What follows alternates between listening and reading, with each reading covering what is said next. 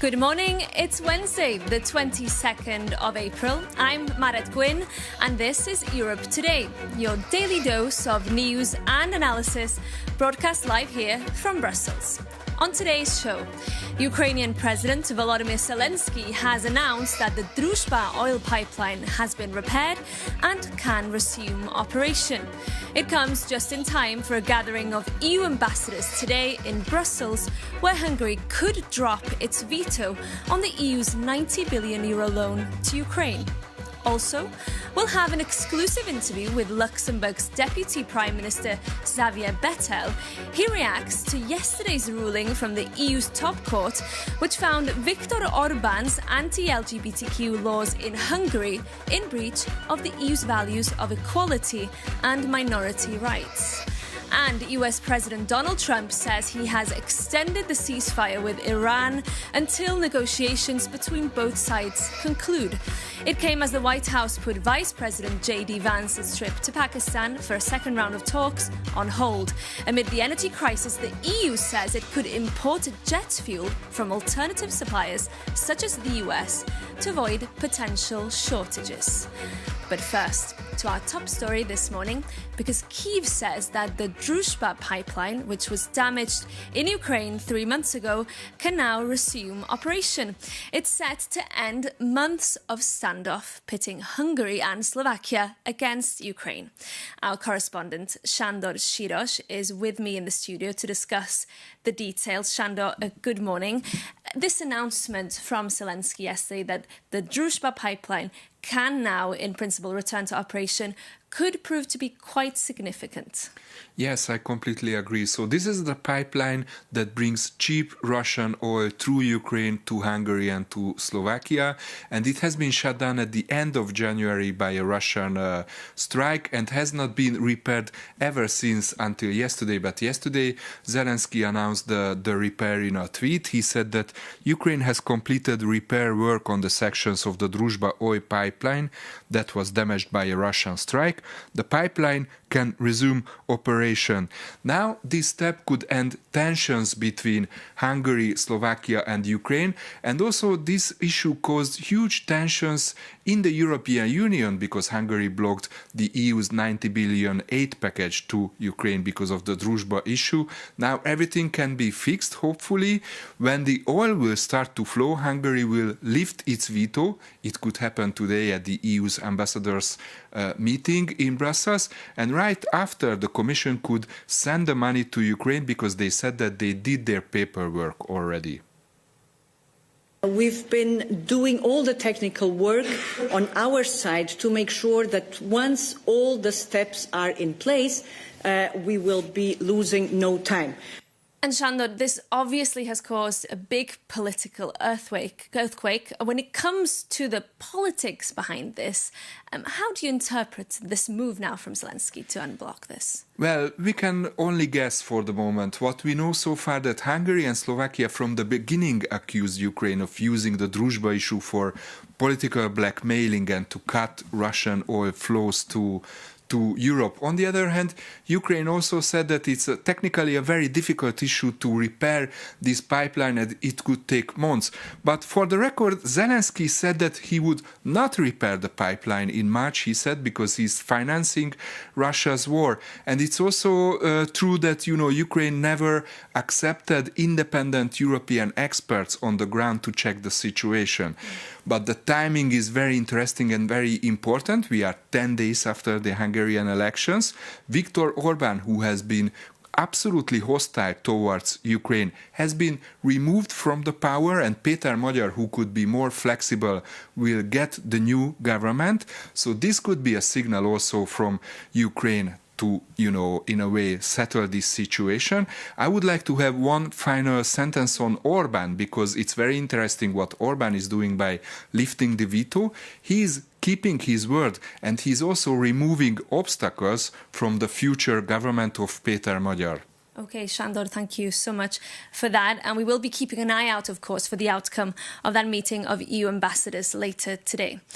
But now, moving on, EU foreign ministers gathered in Luxembourg yesterday in what was the first major EU meeting since Viktor Orban's electoral defeat. The outgoing foreign minister, Peter Sziarto, skipped the talks. Orban is also expected to skip a gathering of EU leaders in Cyprus on Friday. During yesterday's meeting of foreign ministers, they failed to agree on proposals by Ireland, Spain and Slovenia to suspend the EU-Israel Association Agreement over the deteriorating situation in Gaza and ongoing violence against Palestinians in the West Bank.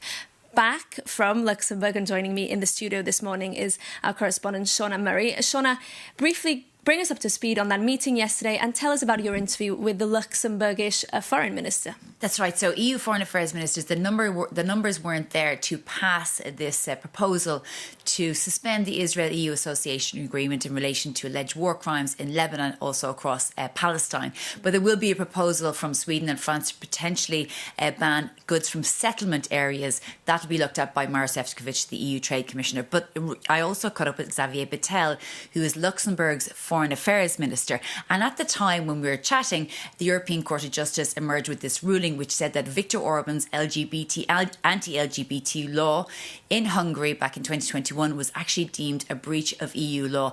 And I asked Xavier Bettel about this because he was former Prime Minister of Luxembourg and he once addressed this issue with Viktor Orban directly. It's not the fact that I'm gay that I just fight for gay rights, but it's the fact that I fight for minorities, and it's always easier to fight against the smallest group in some countries.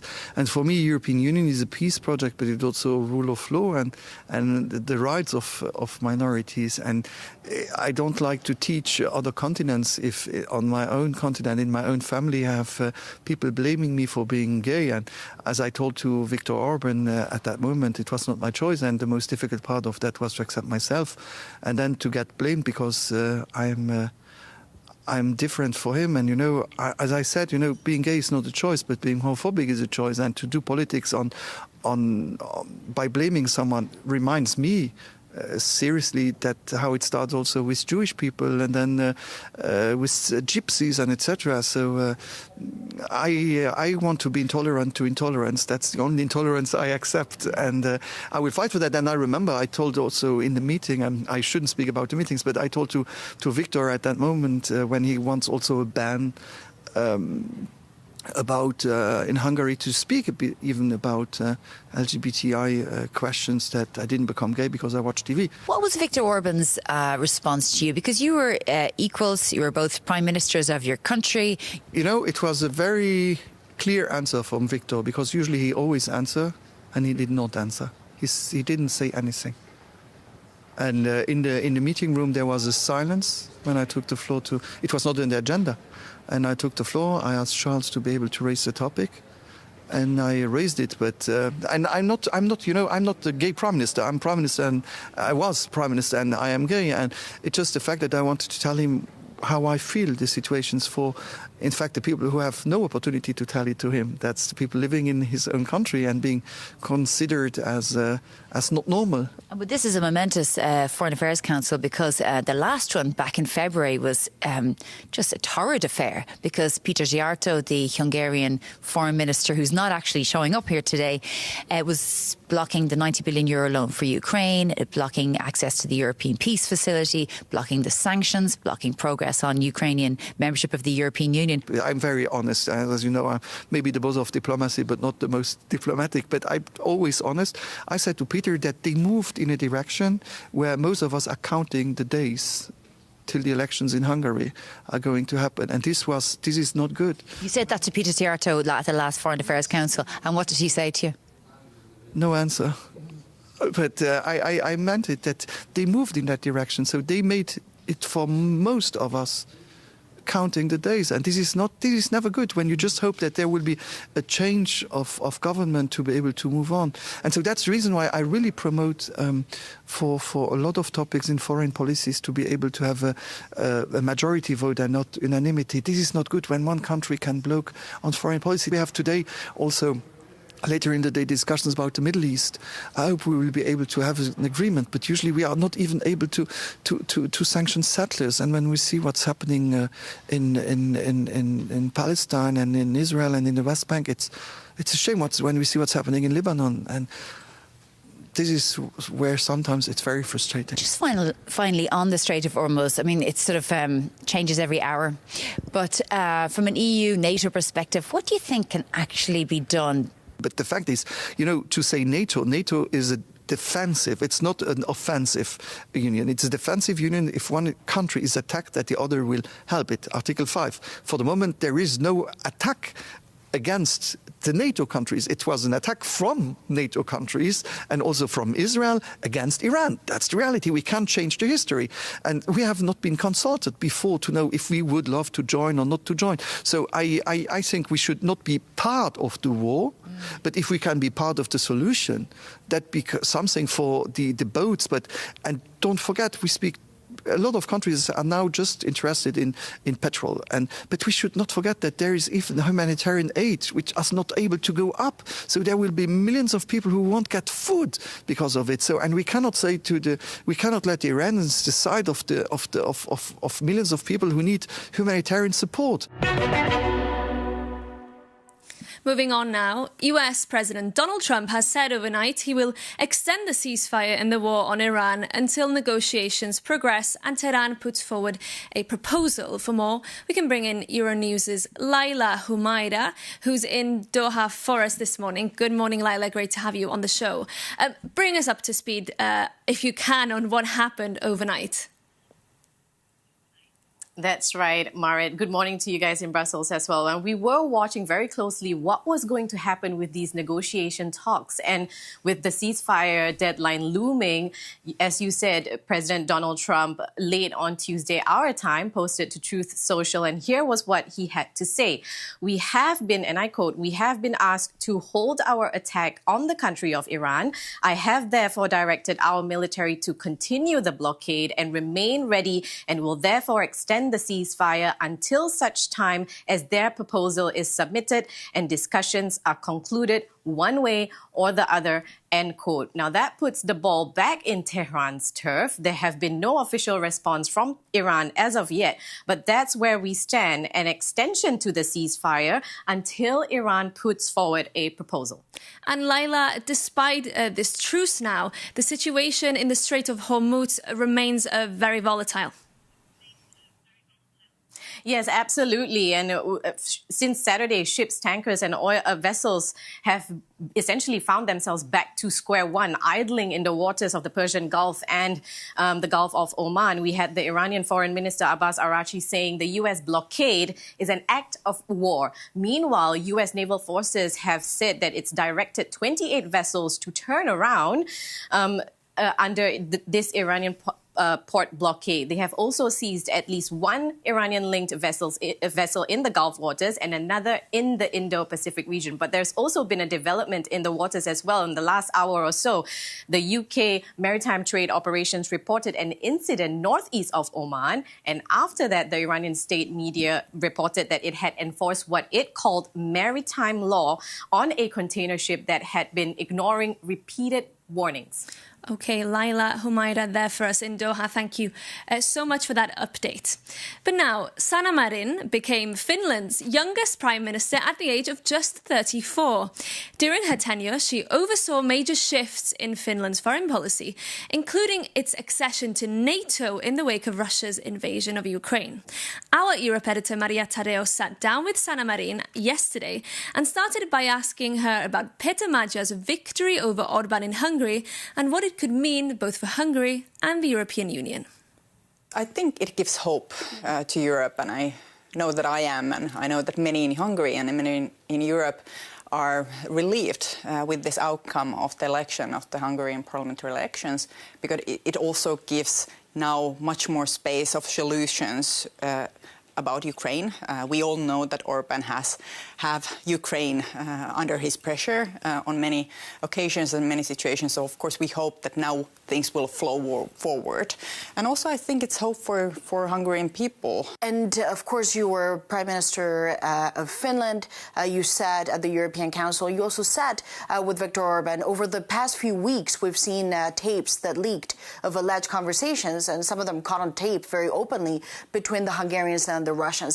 Is that something that you suspected? And is it just a red line has been crossed already? The idea that this communication was certainly happened before and after meetings? Of course, I have worked together with Viktor Orban in European Council, and we have had many difficult situations and discussions, for example, concerning Finland's and Sweden's NATO membership. Hungary was a second of the last countries that ratified our NATO membership, and there have been many situations. And we know that Orban has very different view on the war in Ukraine, and also, for example, rule of law, applying rule of law in Europe. Ukraine cannot win it. You said objectively, Ukraine cannot win it. You've said Ukraine can win it. So Ukraine must win it. I would say Ukraine must win it. If Ukraine doesn't win the war or have an outcome on a peace negotiations that will be sustainable, that would be fair for the Ukrainian citizens, and that will provide security to Europe and to Ukraine in the future. If we won't have that, we as Europe, we are under jeopardy, because Russia is, as we speak, they are preparing themselves, they're modernizing their army, and they're preparing themselves to much wider fight. So they're preparing for war with Europe? The rest of the continent? I wouldn't rule that out. And we also need to prepare. And for that, we need strong Ukraine, because Ukraine has the largest, most functional and modern army with modern warfare experience. And without Ukraine, we are vulnerable. We need their lessons learned. We need their help. And we need to understand that we are as dependent on Ukraine and Ukrainian capabilities, that Ukraine is dependent on our help. And you mentioned NATO. There's been a lot of friction over the past few weeks. Certainly the president of the U.S. making it very clear that he believes the Europeans have done very little in Iran, and also has said that NATO without the U.S. is a paper tiger. When I hear these words, this is exactly what Russia would like to hear. NATO is a paper tiger, and the U.S. may consider reassessing their relationship. How concerned are you? Because a country like yours certainly needs a strong NATO. I'm very glad, and I still support our decision joining NATO. I think it was the right one. At the same time, we have to understand and realize that NATO is a different organization now than it was when we and Sweden joined. Because Trump is a president?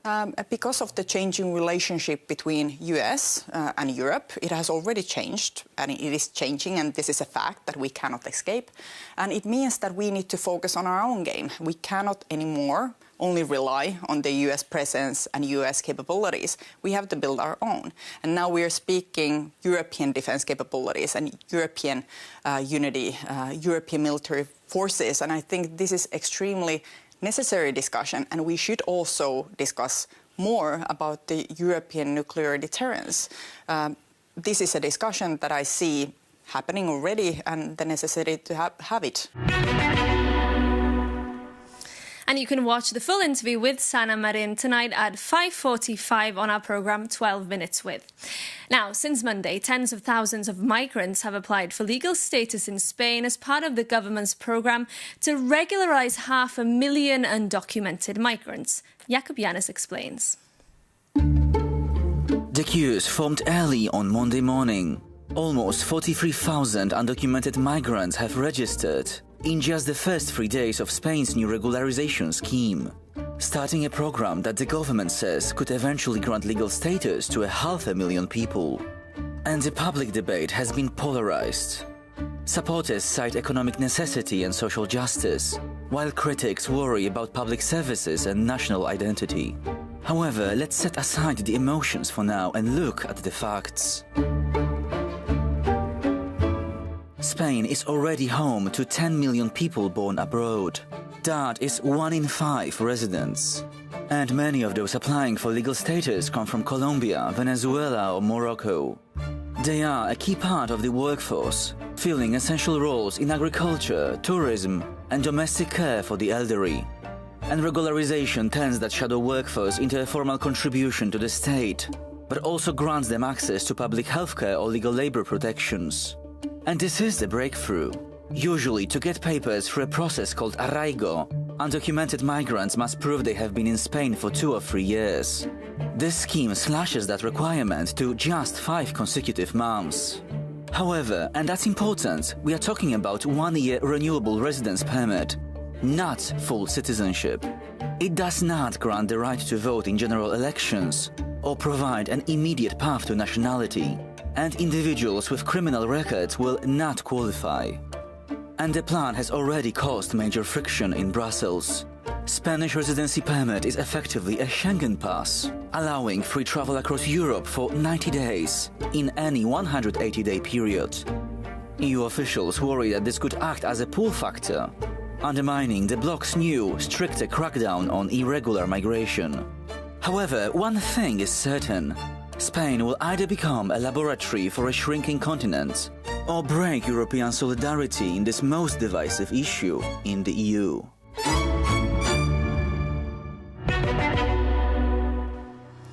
Jakub Janes there, and that's all we have time for today. Thank you so much for tuning in. We'll be back with more news, more analysis, same time, same place tomorrow. In the meantime, do get in touch with us with your questions and tips. You can email us on europetoday@euronews.com, and we'll see you very soon here on Euronews.